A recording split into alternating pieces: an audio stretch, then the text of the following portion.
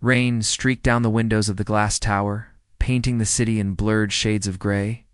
Inside the sleek, minimalist apartment, Cassidy Lane adjusted the scarf around her neck, staring at the reflection in the mirror. At 26, she had already built a reputation as a talented architect with a sharp mind and a stubborn streak. Yet tonight, she felt a strange tension in her chest, a mixture of anxiety and disbelief. "Cassidy, put something decent on," said Richard Kennedy. Her husband, a billionaire real estate mogul, from the living room, his voice was calm, almost rehearsed, but carried an edge that made the words sting. "You can't show up like that in front of the investors. You'll embarrass me." Cassidy froze, her hands gripping the scarf. She turned slowly, forcing a polite smile. Richard, in his tailored navy suit, looked every bit the man who owned half the city. But his eyes were cold, calculating, focused on the image he wanted to project. "Embarrass you?" Cassidy asked quietly, the words tasting bitter on her tongue. She had dressed neatly, with a modest black dress and simple jewelry, but apparently it wasn't enough. "I'm an architect, not a socialite." "Why does my appearance define your success?" Richard sighed and ran a hand through his hair. "It's not about who you are, Cassidy. It's about perception. Investors want perfection. They want the picture of a wife who complements the empire. If you don't fit the role, you risk everything we've built." The apartment felt colder suddenly, despite the warmth of the heating. Cassidy clenched her fists, but forced herself to take a deep breath. She had faced critics and clients who doubted her work. Yet this being judged solely on her appearance felt uniquely humiliating. The weight of expectations. Cassidy remembered the first time she had met Richard Kennedy. She had been 22, bright and ambitious, pitching a revolutionary design for an urban housing project. Richard had been one of the investors evaluating the proposal. He had praised her ideas but also tested her patience with sharp questions and dismissive remarks. Yet somehow, she had charmed him. Or perhaps he had seen potential in her mind as well as her ambition. They married 2 years later, but the marriage was always a delicate balance between business and personal life. Cassidy excelled in her field, yet Richard's empire and his need for control overshadowed her independence. Tonight, that tension had reached a new peak. "You don't understand?" Cassidy, Richard continued, moving closer, his voice lowering. "This dinner isn't about us. It's about securing the largest overseas contract we've ever attempted. The Yamamoto Corporation will only negotiate with men whose families reflect tradition and stability. Your dress, your manner, your presence, it all matters. They must see the perfect wife, or the deal collapses." Cassidy's heart sank. She had worked tirelessly on her projects, late nights drafting blueprints and negotiating contracts. Yet it seemed her accomplishments meant nothing compared to the superficial image her husband demanded. She looked at the mirror again, seeing a woman of substance being reduced to a shadow of expectations.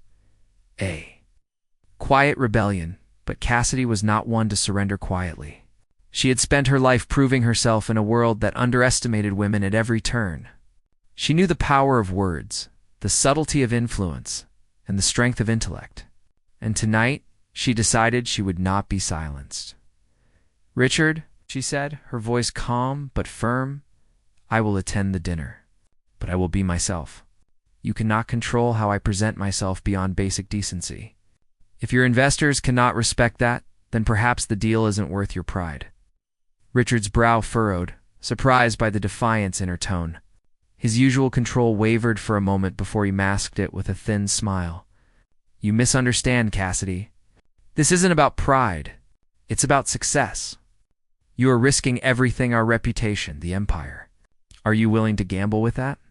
Cassidy took a deep breath. She had learned Japanese during her time studying abroad in Tokyo, fascinated by the language and the culture.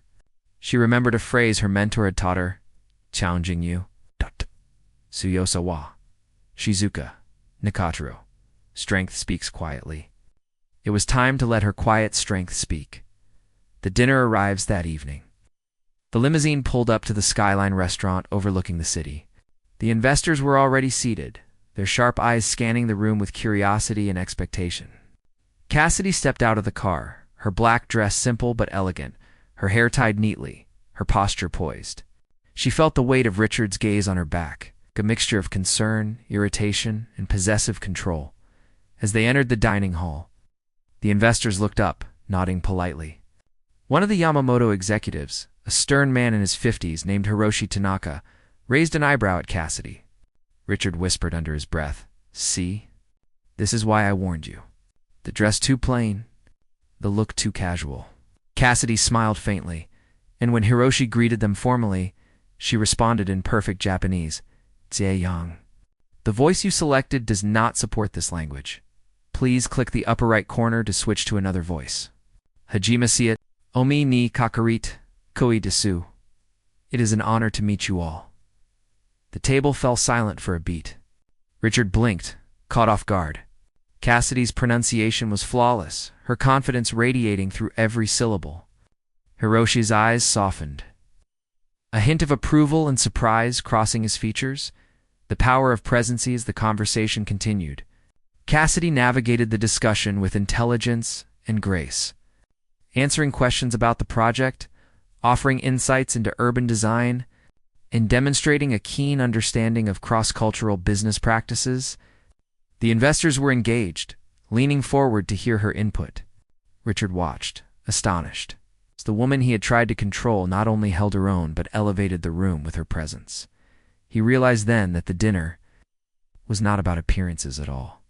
It was about substance, insight, and respect. Cassidy's calm, articulate responses, and her seamless use of Japanese had shifted the energy of the room. She was no longer merely a wife accompanying her husband. She was a professional in her own right, commanding attention and admiration. A silent victory after the meeting concluded. The investors departed with smiles and handshakes.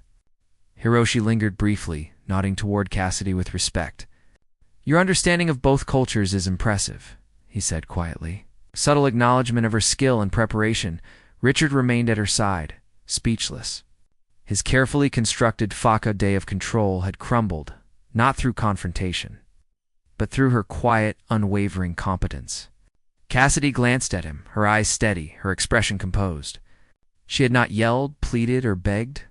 She had simply been herself, and it had spoken louder than any dress code ever could as they left the restaurant. Rain lightly falling, Cassidy felt a sense of quiet triumph.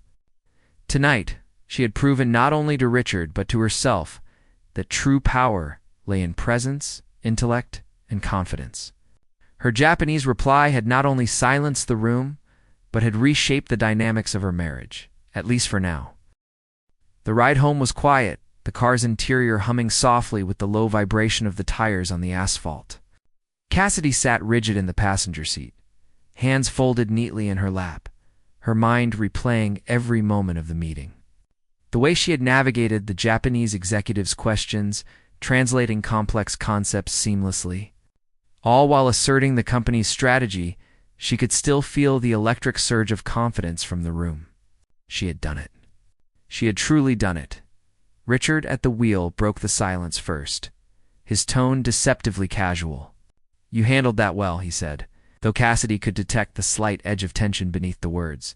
"Thank you," Cassidy replied evenly, not needing the praise, but acknowledging it politely. Her posture was perfect, her smile contained. She knew Richard's carefully measured words. They were often precursors to criticism, not congratulations. Richard glanced at her, eyes narrowing subtly, as if trying to read her thoughts. "I wasn't expecting. Act. You surprised me," he admitted, letting a small sigh escape. Cassidy turned her gaze forward, ignoring his subtle probing. "I always aim to exceed expectations," she said smoothly. It was a statement of professionalism, but it carried an unspoken personal assertion. "I am more than you think." Richard's jaw tightened. He had spent years believing he had the upper hand in every situation, involving Cassidy every professional interaction, every social gathering, every decision in the house. Yet today, she had clearly, unmistakably, demonstrated her own competence in a domain he considered exclusively his territory. He wanted to respond with sarcasm, with control. But something in her calm confidence made him hesitate. The remainder of the drive passed in a brittle silence, punctuated only by the occasional hum of the tires over the road's expansion joints. Cassidy's mind, however, was far from quiet. She reflected on the meeting not just in terms of professional success, but in terms of personal empowerment. For the first time in years, she had felt the exhilarating clarity of asserting her intellect in a domain where she had previously deferred to Richard's authority. She realized that the feeling she had been chasing all this time wasn't merely approval, it was recognition of her own ability, unmediated by anyone else's expectations. Arriving home, the grand house seemed suddenly constraining rather than comforting. Cassidy noted the polished surfaces, the expensive artwork, the carefully curated perfection of the space. All of it felt like a gilded cage.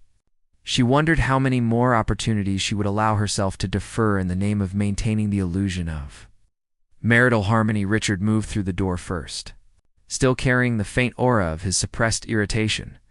"Dinner will be ready shortly," he said, as if reminding her of domestic responsibilities he assumed were hers by default. Cassidy nodded, but she did not move toward the kitchen. Instead, she lingered in the living room, picking up a small sculpture and turning it over in her hands. She realized with a startling clarity that her life, her career, her very identity had been subtly constrained by expectations she had internalized over years of marriage. The realization was liberating, but also unsettling. Richard noticed her pause and frowned slightly. "Everything okay?" he asked, though the question lacked genuine curiosity. "Yes," Cassidy said, finally meeting his gaze. "Everything's fine." But the tone carried a firmness he had not encountered before. It was polite but resolute, quiet assertion of independence that demanded recognition. That evening, after dinner, Cassidy retreated to her study. The room smelled faintly of polished wood and old books, a small sanctuary she had rarely claimed for herself. She sat at her desk reviewing notes from the meeting, jotting down ideas, strategies, and follow-ups. Her mind was alive with possibilities, stark contrast to the subdued role she had often played in Richard's shadow. Hours passed, the city lights outside casting a soft glow across the room. Cassidy realized that for the first time in a long time, she was thinking not in terms of what Richard would approve of, but in terms of her own capabilities and ambitions. The thought brought a mixture of exhilaration and exhilaration, because she recognized her potential.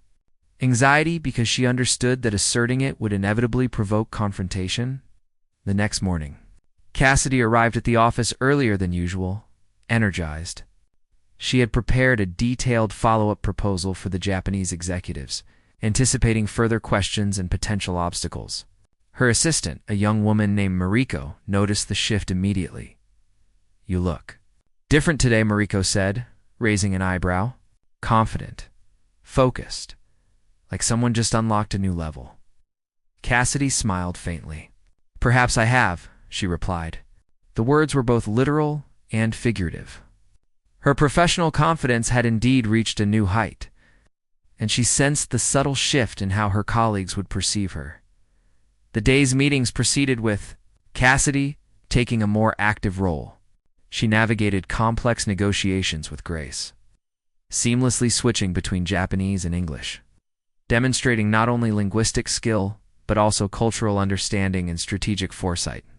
By mid-afternoon, whispers had begun circulating among the senior staff.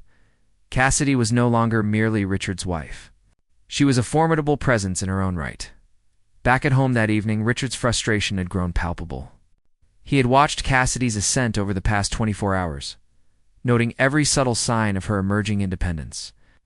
He approached her cautiously, attempting to regain a sense of control through carefully measured comments. "You're spending a lot of time at the office these days," he said casually, leaning against the doorway. "I hope it's not interfering with, well, everything else." Cassidy looked up from her work, calm and collected. "I'm managing my responsibilities effectively," she replied, "and I believe professional growth benefits both of us." The subtext was clear. "I do not require your permission."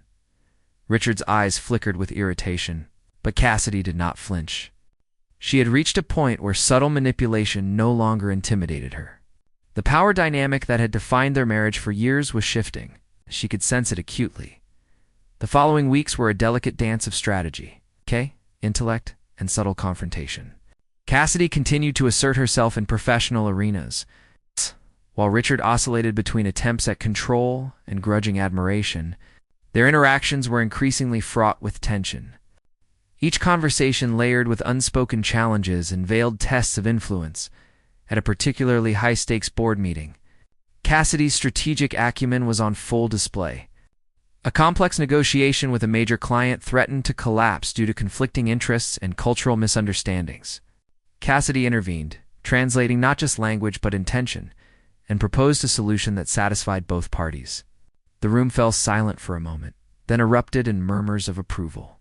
Even Richard, seated across the table, found himself momentarily speechless. Later, as they drove home, he attempted a strained form of engagement. "You handled that well," he said, a compliment carrying a mixture of awe and grudging respect. Cassidy, sensing the fragile truce, responded with measured composure. "I believe we both want the company to succeed," she said. Her words were diplomatic, but they also reinforced her autonomy. That night, Cassidy reflected on the transformation unfolding within her. She realized that professional competence was inseparable from personal empowerment. By claiming authority in one arena, she had awakened a deeper sense of self-determination. The realization was both thrilling and daunting. It meant that every choice henceforth would carry weight, every decision would have consequences, and every assertion of independence would require courage. In the weeks that followed, Cassidy began to explore new dimensions of her career. She cultivated relationships with mentors and peers who recognized her intellect, sought opportunities for professional development, and gradually built a reputation independent of her husband's influence.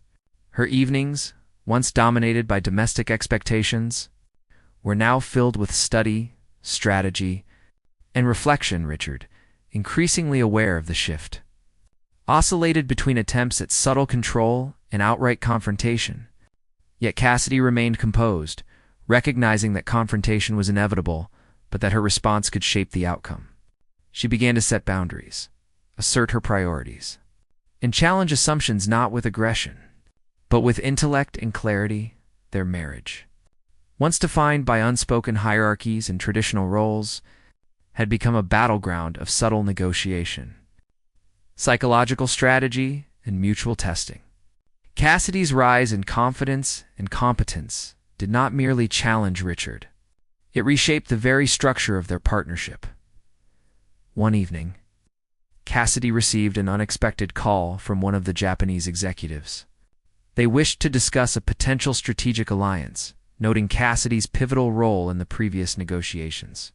The conversation was conducted entirely in Japanese, a fluid and precise exchange that left Cassidy exhilarated. She realized that her linguistic and cultural expertise was not merely a tool for professional success, it was a bridge to new possibilities, key to opportunities that had previously seemed inaccessible. As she hung up, Cassidy felt a profound sense of clarity. Her future was no longer a series of dictated choices or inherited expectations.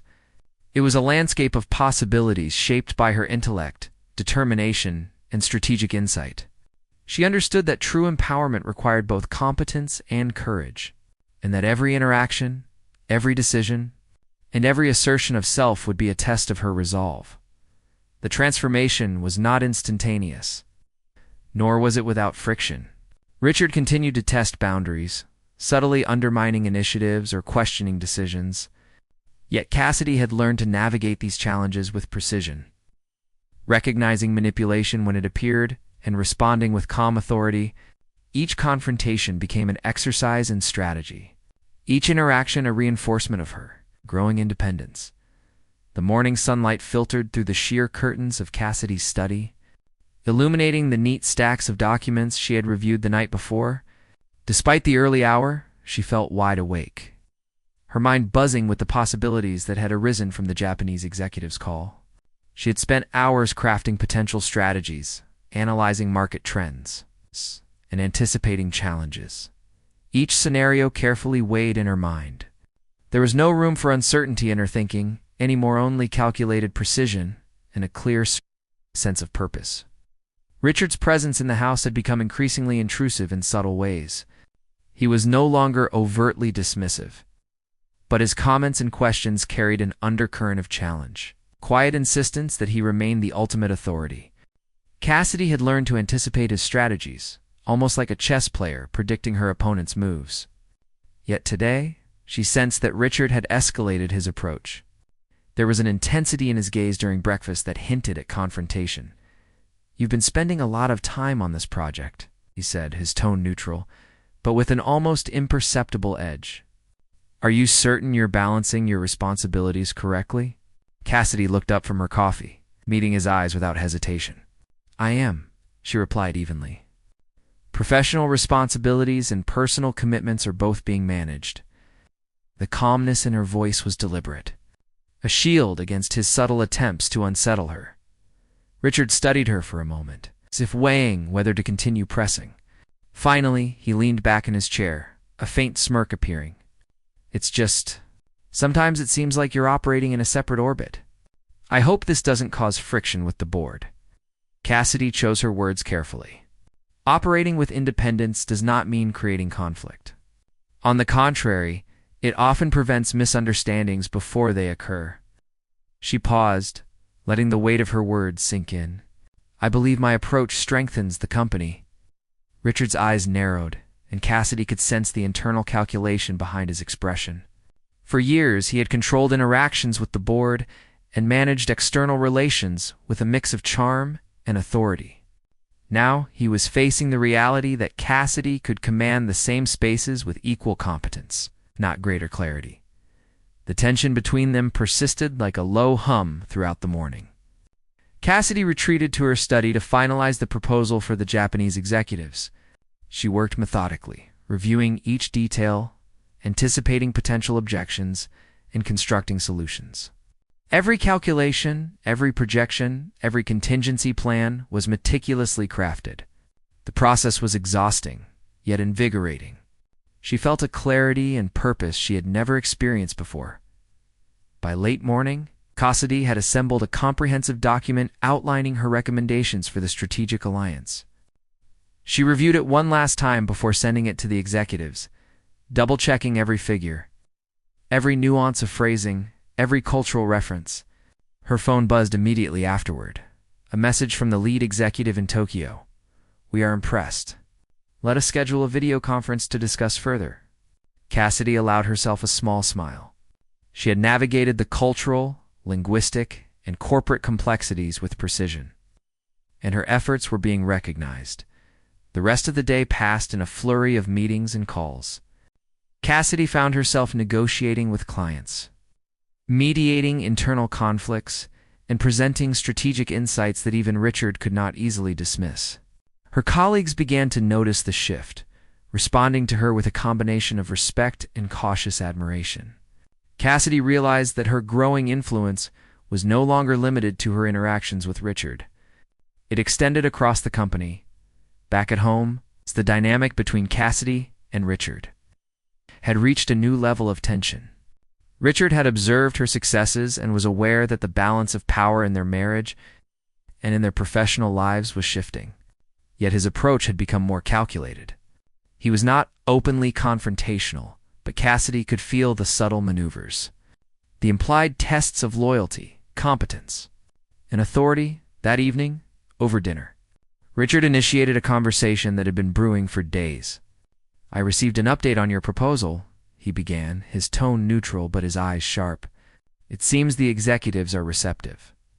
"That's good work." Cassidy paused, studying his expression carefully. "Thank you," she replied. Her voice remained calm, but there was an unmistakable firmness underlying her words. "The next step will require careful planning and coordination."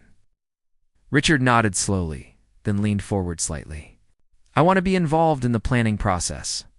I have some ideas that could refine your approach." Cassidy met his gaze evenly. "Collaboration is welcome," she said, "but the strategic direction must be guided by what best serves the company. That requires evaluating ideas on merit, not authority." Richard's jaw tightened. Cassidy recognized the subtle challenge behind his words. He was testing whether she would defer to him or assert her professional judgment. Cassidy, however, was no longer inclined to yield. Her response was deliberate, precise, and firm. "I am confident in my recommendations. I am open to input, but the final decisions must reflect the company's best interests, not personal authority." The silence that followed was heavy, but Cassidy remained composed. Richard eventually leaned back, a faint tension in his shoulders. He was beginning to realize that Cassidy's rise in competence and authority was not a temporary surge, it was a permanent shift. The following weeks were a delicate negotiation of power, strategy, and boundaries. Cassidy continued to assert herself professionally, attending high-level meetings, negotiating contracts, and cultivating a network of peers and mentors who recognized her capabilities. She was becoming not just a partner in the company, but a central figure whose insights and strategies carried weight across the organization. Richard, meanwhile, oscillated between grudging respect and subtle attempts to assert control. Their interactions were increasingly fraught with psychological complexity. Conversation layered with strategic maneuvering and unspoken challenges.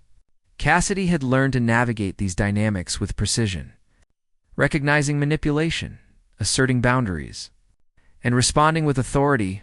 One particularly pivotal moment occurred during a company-wide strategy session. Cassidy presented a comprehensive plan for entering a new international market, anticipating logistical, financial, and cultural challenges. She projected confidence, clarity, and authority. The board responded with questions, probing the assumptions and potential risks. Cassidy addressed each point methodically, providing evidence-based solutions and demonstrating a nuanced understanding of both the market and the company's capabilities. Richard watched closely, occasionally interjecting, but Cassidy managed the discussion with poise and precision. By the end of the session, the board's response was overwhelmingly positive. Even Richard could not dismiss her contribution. The plan's clarity, depth, and strategic foresight were undeniable. Later that day, Cassidy reflected on the session and the subtle victory it represented. She had not sought confrontation with Richard. She had demonstrated that her competence, vision, and strategic thinking were independent of his influence. The recognition she had earned from the board was a tangible affirmation of her capabilities, and she felt a renewed sense of purpose and agency at home. The tension between Cassidy and Richard persisted, though its nature had evolved. He was no longer dismissive, but he remained a formidable presence, constantly testing boundaries, subtly challenging authority, and asserting his influence. Cassidy, however, had developed a strategic approach to these interactions. She engaged with clarity, responded with precision, and maintained a firm sense of autonomy. One evening, Richard initiated a conversation that had long been looming beneath the surface. "I've been thinking about our roles," he began cautiously, his voice measured. "It's clear that you've grown significantly in professional authority. I want to understand how we can align our objectives without conflict." Cassidy considered his words carefully. This was a rare moment of explicit acknowledgement, and she recognized its significance. "Alignment requires mutual respect," she replied. "It also requires recognition that professional authority is earned through competence, insight, and strategic thinking, not assumed by position." Richard nodded slowly, absorbing her words.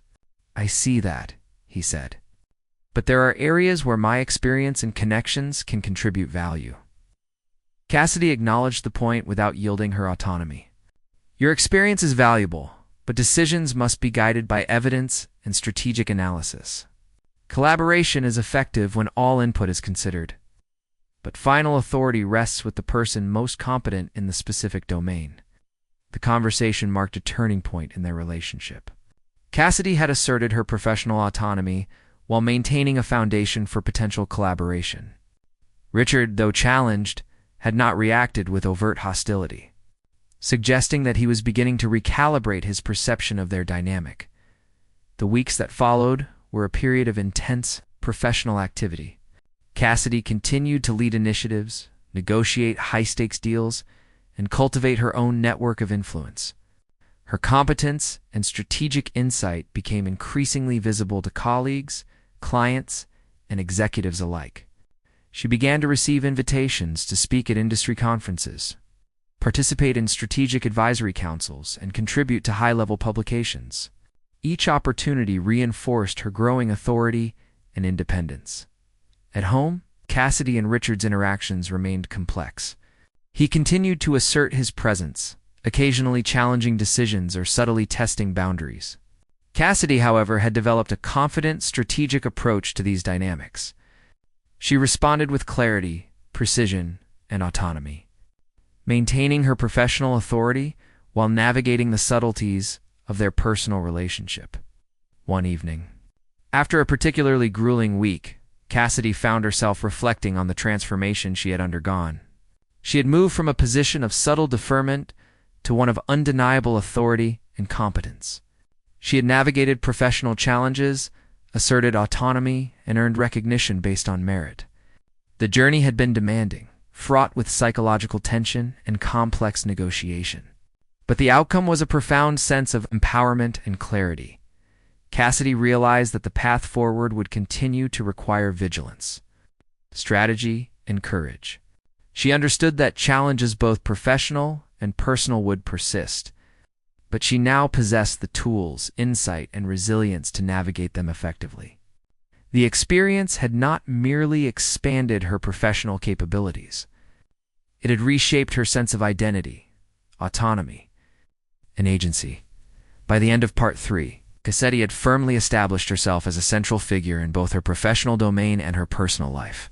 The tension with Richard persisted, a complex interplay of challenge and negotiation, but Cassidy had developed the clarity, confidence, and strategic insight to assert her authority and navigate the evolving dynamic. Her journey was ongoing, a continuing exploration of competence, autonomy, and empowerment, with each success reinforcing her capacity to shape her own destiny.